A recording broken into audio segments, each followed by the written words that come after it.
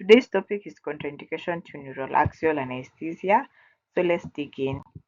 So neuraxial anesthesia, before we go to contraindication, this is in the injection of local anesthetic into the subarachnoid space and epidural space. So briefly, this is spinal anesthesia and epidural anesthesia.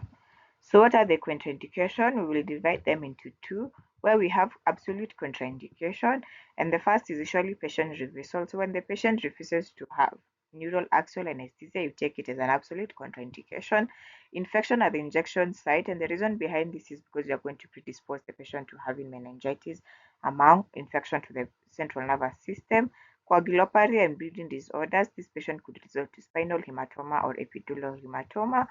Uncorrected hypovolemia, one of the complication of the spinal anesthesia is usually hypotension, and the reason behind this is because of the blockade of the sympathetic nervous system. So if you give neural axial anesthesia to a patient who has uncorrected hypovolemia, it could worsen the situation. Increased intracranial pressure, aortic or mitral stenosis, and local anesthetic allergy.